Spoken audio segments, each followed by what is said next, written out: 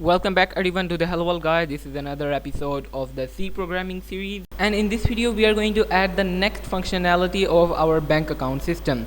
So before we begin, there is one good practice that we are currently not following, which we are going to do right now, and which is that when we are actually compiling this thing with functions.h, our program contains of a header file. However, currently our program contains only one header file, but larger program contain many header files. And if we have got a program with a lot of header files, and it might be that one header file includes another header file, but the program that's using it also includes that header file as well. Basically, it's possible to have duplicate includes, which means a same file might include something twice. Now this can happen a lot, and there's really no way to prevent it, and if that happens, then there is a problem, because even though function definitions do not cause function declarations, not definitions, so this is a declaration, this does not cause an issue, because you can do this as many times as you like in a single file. However, stuff like structures and variables and things like that cannot be defined twice. So we need a way to, of course you could go and make sure that you do not include any file twice, but that would be very difficult to do. Instead, the more common approach is to have a fail-safe inside of the header file. Now the normal way we do that is we use a processor command called if not defined.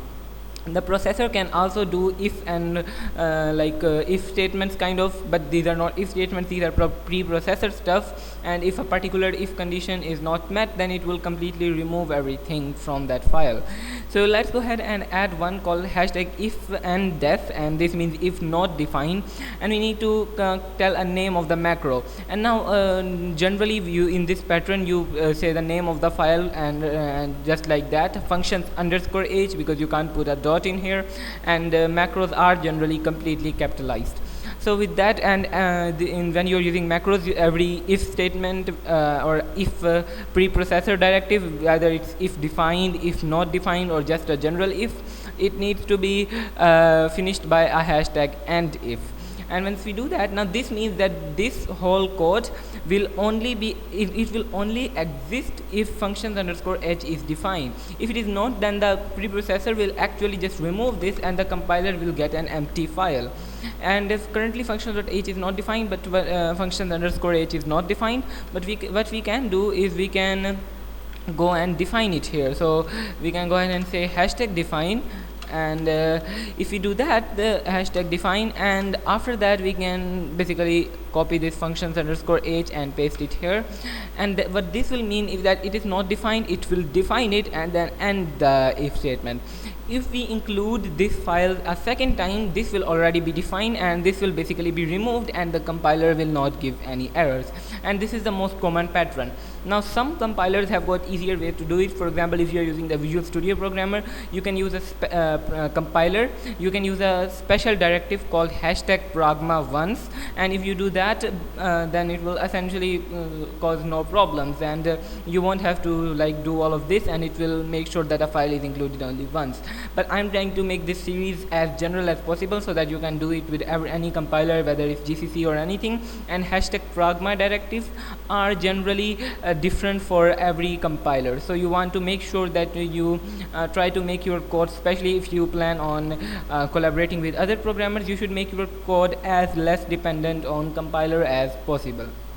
Alright, so with this, now I'm going to actually add another function prototype here for our second thing that we have got, which is going to be a read all function. This function will simply read every account and then put display that result to the user. So if I do that, you can see it gives me a message that the function definition was not found. If I go under quick fix, I can actually just hit on create definitions, and VS Code will automatically create the definitions for me. It actually does not. So let's go here again and try again and create definitions in functions.c, and you can see it did create the definition, and that's really awesome. And now we can go ahead and try to actually put the code in there. So in order to actually read, it should be pretty easy. We are going to first of all create an account and a t variable called account to actually temporarily store the account that we are loading, and then we will create a file pointer fp and open the file as accounts.dat in read binary mode. And this all should you should know all about this from the previous videos. And what we are going to do is we are going to of course close this file in the end. Now we are going to run a while loop, and we are going to use an feof function. We are going to say actually not feof. Now feof is essentially means file, it basically checks if the end of file has been reached, and we can go ahead and just say fp here, and this exclamation mark means not, which means while as long as we don't reach the end of the file, we are going to read the file. And we are going to, for the buffer, we are going to as you can see, we are going to pass a buffer. So for the buffer, we will just pass the address of the account, and then we will take the size of the account, and the array element. Since this is not an array, we will just say one element and pass the file pointer as well, and that should read the file. Now it's all that's left to do is actually print this account data to the screen. Now printing the data can be as simple as just saying printf and then printing all of the data out using first of all a string which is the name, followed by an actual number, which is the number which represents the ID, and then follow that by the balance, which is a float, and we can pass each of the actual values here like that. Now this code will cause a problem. So currently in my accounts.dat file, I have got essentially two records. As you can see, one is the John and one is Tom, and if I actually execute this code, and by the way, make sure that you have added this command to your main.c. I have added a new string called r for reading all accounts, and we execute that as well. So if I go ahead and actually let me clear the terminal first so that I can show you. So if I go ahead and actually run mingw32 make, and it will compile everything and then run the file, and you can see if I read all the files, it prints Tom twice. The reason for that is that if I actually quit this for now, I'm going to clear again, which is that we actually should check for the EOF between this. So we should check for the EOF before printing and after that.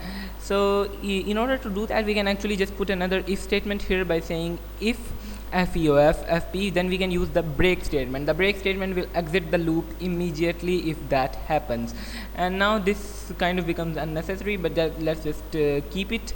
And if because the actual feof will be triggered when we read, not when we print, and this while loop will not actually work the correct way.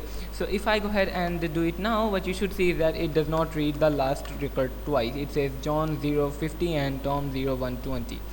Now that's all awesome, but what if we want to print it in a, say, tabular format, so that it is printed out in a nice table? How do we accomplish that? Now, printf provides us some really nice specifiers to do that. So if our account name can be a maximum of 64 characters, so we can say -64 before the s and after the percentage sign, and this will mean the minus signs mean that it will align the string to the right, to the left actually, and it will make sure that the string is a maximum of 64 characters. It will actually pad the string, so it will always take up 64 characters, and if it is less than 64 characters, the rest will be spaces.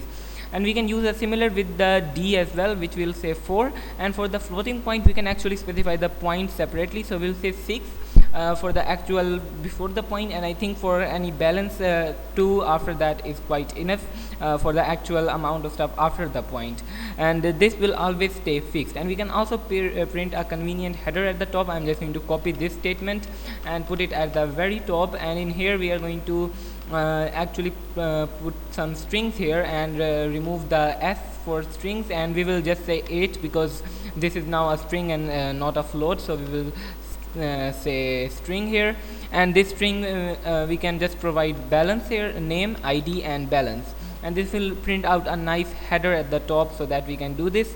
And let me just go ahead and clear this so that I can show you. If I make it and then run it, what you should see is that if I read all accounts, it says name, ID, balance, the header is printed, and then each of these is printed correctly. So yeah, these are pretty much it for this video, and in the next video we are going to add more functionality to our account, so stay tuned for that. I will see you in the next one, and bye.